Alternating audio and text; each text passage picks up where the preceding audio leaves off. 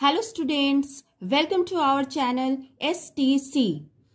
पिछले क्लास में हम लोगों ने फ्लावर के स्ट्रक्चर के बारे में स्टडी किया था और उसके बाद स्टैमेन के स्ट्रक्चर के बारे में भी स्टडी किया था और फिर हमने एंथर स्ट्रक्चर देखा था। और आज हम लोग जो स्टडी करेंगे वो है लघु बीजाणु जनन यानी माइक्रोस्पोरोजेनेसिस। कैसे पॉलन ग्रेन्स फॉर्म होते हैं एंथर के अंदर।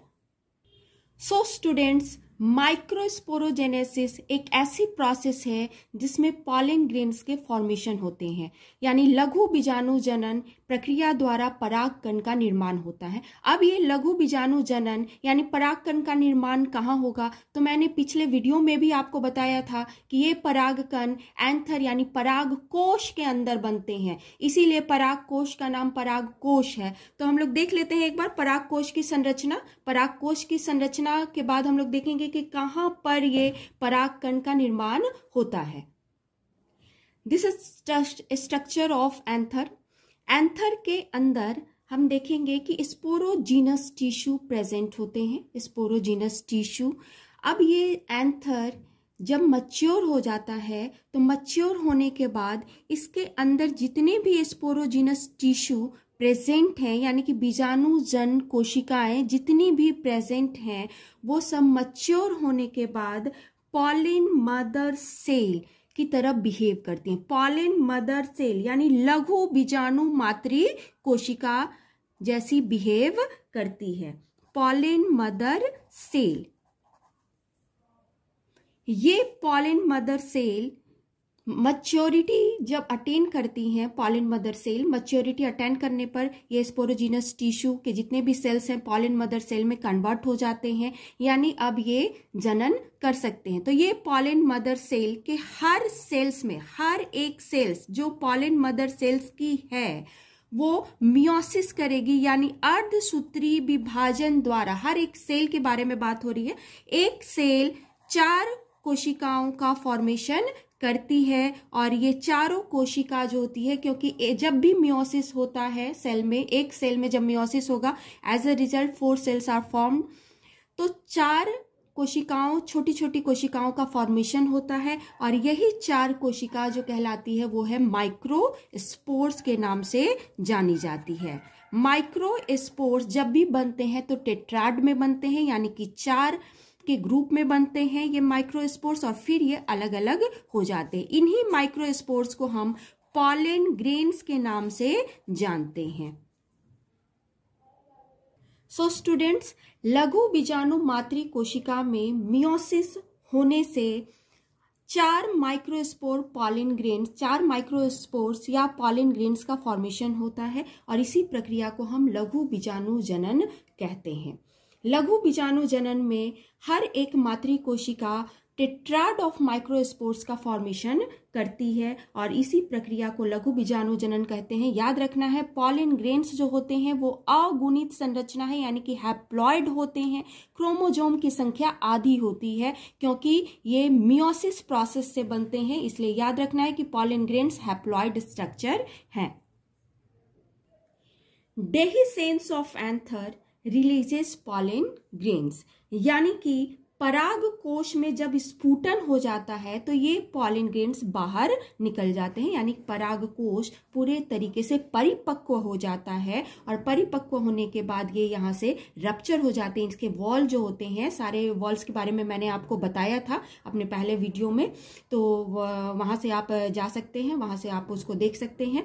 और जब यहाँ इसके वॉल्स रप्चर हो जाते हैं और ये पॉलन ग्रेन्स जो हैं बाहर निकल जाते हैं और फिर परागन की प्रक्रिया होती है जो हम लोग नेक्स्ट वीडियो में देखेंगे कि परागन के बाद क्या प्रोसेस होती है, कैसे फर्टिलाइजेशन होता है। तो आज लघु बीजाणु जनन में हमने देख लिया कि परागकण का निर्माण कैसे होता है। पॉलन ग्रेन का जब फॉर्मेशन होता है तब ये 1 सेल स्ट्रक्चर होते हैं, लेकिन बट मैच्योरिटी अटेन करते ही ये 2 सेल स्ट्रक्चर हो जाते हैं। तो अब हम लोग 2 सेल्ड पॉलन ग्रेन अवस्था को हम लोग देख लेते हैं कि पॉलन ग्रेन का स्ट्रक्चर कैसा होता है, उसमें कौन कौन सी कवरिंग पाई जाती है। पॉलन ग्रेन एक गोलाकार संरचना है, यानी ग्लोब्यूलर इन आउटलाइन है। ग्लोब्यूलर यानी गोलाकार संरचना है और इसके 2 लेयर्स पाए जाते हैं, 2 कवरिंग है। Outermost covering is known as exine. Outermost covering जो है उसको हम बाह्य चोल कहते हैं। So student, this is the structure of pollen grain. Pollen grain की बाहरी लेयर को हम बाह्य चोल यानी एक्साइन कहते हैं। दिस इज एक्साइन यानी बाह्य चोल। बाह्य चोल एक प्रकार के केमिकल से बना होता है जिसे स्पोरोपोलेनिन कहते हैं। स्पोरोपोलेनिन याद रखना है, बाह्य चोल एक केमिकल से बना होता है जिसे स्पोरोपोलेनिन कहते हैं और ये किसी भी एंजाइम से डिग्रेड नहीं होता है यानी डाइजेस्टिबल नहीं होता है। तो पॉलन ग्रेन की वो संरचना जो सभी तरीके से सड़ सकती है, सब सड़ जाएगी, लेकिन एक्साइन जो है क्योंकि स्पोरोपोलेनिन एक फैट मॉलिक्यूल से बनी होती है और ये कभी सड़ती नहीं है, कभी खत्म नहीं होती है, तो इसे हम एक्साइन को हम माइक्रोफॉसिल के रूप में प्रिजर्व कर सकते हैं। अब इसकी अंदर वाली जो लेयर है, अंदर वाली जो कवरिंग है, उसको हम इंटाइन, बाहरी वाली एक्साइन और अंदर वाली जो लेयर है उसको हम इंटाइन यानी अंतःचोल के नाम से जानते हैं। Intine is made up of pectocellulose. Pectocellulose भी एक प्रकार के केमिकल, एक प्रकार के कार्बोहाइड्रेट हैं जिससे ये इंटाइन बनी होती है। At maturity, pollen grain divide mitotically to form 2 unequal cells, small generative and large tube cell.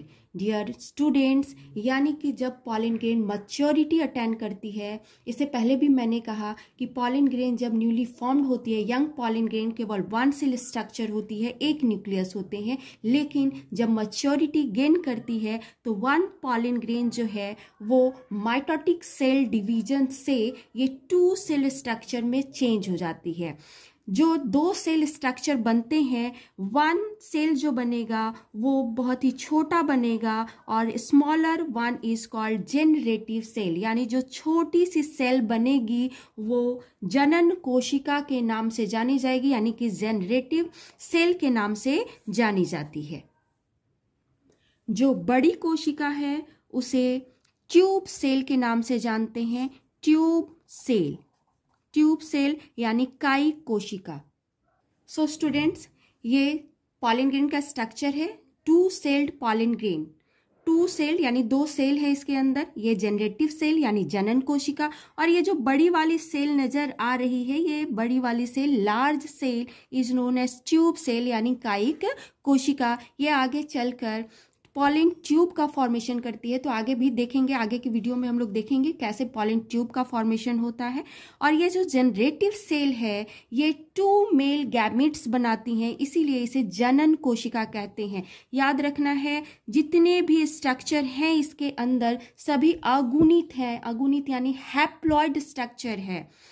दूसरी चीज, जहां पर एक्साइन प्रेजेंट नहीं है, यहां पर देखिए एक्साइन प्रेजेंट नहीं है, जहां पर एक्साइन की लेयर प्रेजेंट नहीं होती, क्योंकि एक्साइन की लेयर बहुत ही हार्ड होती है, उसे कोई भी एंजाइम डिग्रेड नहीं कर सकता। तो जहां पर एक्साइन की लेयर प्रेजेंट नहीं होती है वहां पर जर्म पोर होते हैं, यानी छोटा सा पोर लाइक स्ट्रक्चर होता है और उसी से पॉलन ट्यूब बनते हैं। आगे के वीडियो में भी देखेंगे हम लोग, वहीं से पॉलन ट्यूब। तो पॉलन ट्यूब का फॉर्मेशन जहां एक्साइन नहीं होती है वहीं से होता है, यानी कि जनन छिद्र से होता है, जिसे जर्म पोर भी कहते हैं। तो इस तरीके से हमने देख लिया कि ये 2 सेल स्ट्रक्चर पॉलन ग्रेन है, और यहाँ ये जो जनरेटिव सेल है उसके अंदर ये जनरेटिव न्यूक्लियस, और ये जो ट्यूब सेल है उसके अंदर ये ट्यूब न्यूक्लियस है। यहाँ तक अगर कोई भी डाउट्स है तो आप कमेंट बॉक्स में आप लिख सकते हैं, कोई भी क्वेश्चंस आप पूछ सकते हैं। सो स्टूडेंट्स, आज की वीडियो में हमने लघु बीजाणु जनन यानी माइक्रोस्पोरोजेनेसिस के बारे में जाना, जिसमें हमने जाना कि कैसे पॉलन ग्रेन्स बनते हैं एंथर के अंदर।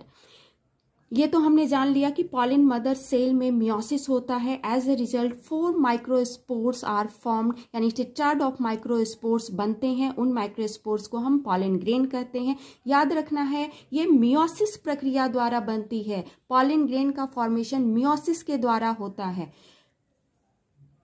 फिर हमने पॉलन ग्रेन का स्ट्रक्चर देखा। परागकण जो द्विकोशिकीय अवस्था है यानी 2 सेल्ड स्टेज है, जिसमें 2 सेल पाए जाते हैं, एक जनरेटिव सेल यानी जनन कोशिका और दूसरी कायिक कोशिका पाई जाती है। कायिक कोशिका जो है परागन के समय पॉलन ट्यूब बनाएगी और जो जनरेटिव यानी जनन कोशिका है वो 2 मेल गैमीट्स बनाती है। इसकी दो कवरिंग है, 2 लेयर से ये ढका रहता है। आउटर जो है वो एक्साइन यानी बाह्य चोल जो स्पोरोपोलिनिन नामक केमिकल से बनी होती है, और जो आंतरिक चोल है यानी अंदर वाली जो कवरिंग है उसको हम इंटाइन यानी अंतःचोल कहते हैं। इस तरह से हमने पॉलन ग्रेन का स्ट्रक्चर देख लिया। इसमें हर एक पॉइंट बहुत इंपॉर्टेंट है। ये सारी जो जितनी भी सेल्स हैं सभी अगुणित हैं, और उसके बाद जो जनन कोशिका 2 मेल गैमेट्स का फॉर्मेशन करेगी वो भी माइटोसिस सेल डिवीजन से करेगी, और माइटोसिस सेल डिवीजन से 2 मेल गैमेट्स जो बनेंगे वो भी हैप्लॉइड स्ट्रक्चर होंगे। तो आज के लिए इतना ही, फिर नेक्स्ट वीडियो में आगे की टॉपिक के बारे में स्टडी करेंगे। Okay, thank you.